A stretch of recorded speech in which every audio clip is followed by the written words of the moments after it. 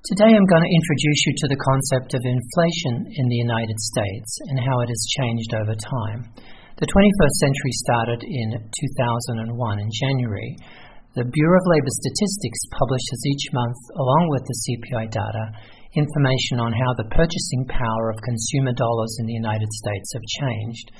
I've remapped that information just to show that change from January of 2001 through to January of 2024. And you can see from this chart that it's not a straight line. It wiggles around a bit. We've had a couple of recessions through those 23 odd years. But if you had $100 in January of 2001 and you put that under your pillow or put it in a tin box and buried it in your backyard, and then you dug that up in January of 2024, you would only be able to buy the equivalent of $56.62 worth of goods and services compared to what you could have bought for $100 in 2001. So over those 23 years, the inflation rate, the cumulative inflation rate has been 76.62%. You can look at the change in CPI each year, and it goes up and down a little bit. In 2012, the Federal Reserve, who's really in charge of monetary policy in the United States, set a target of 2% for the inflation rate. They consider a 2% inflation rate target the appropriate level to maintain full employment in the United States.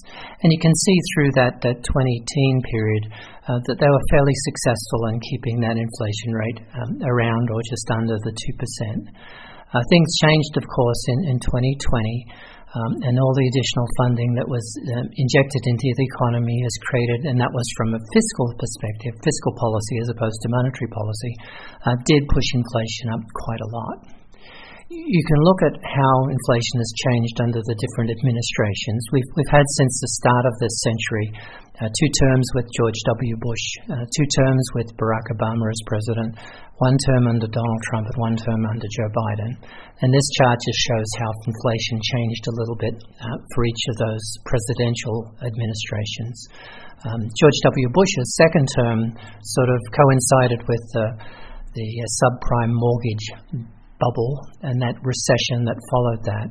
And it was a really interesting period in that mid-2000s when people were borrowing a lot of money against little collateral and buying things not necessarily that they needed but what they wanted. And that sort of bubble burst and things became a little more sensible after that. A lot of our current source of inflation in the United States really has to do with the 117th Congress and that President Biden, the distributions of funds in March of 2021. We'd been through the worst of the COVID. The April 2020 distributions to consumers was mostly absorbed either in paying down debt or ensuring that people could pay their bills. In March of 2021, that wasn't really the focus of consumers, and a lot of that extra stimulus that was provided then started chasing goods and services and creating the inflation we have today. So that concludes my quick overview of where we are with inflation in the United States so far this century. Until next time.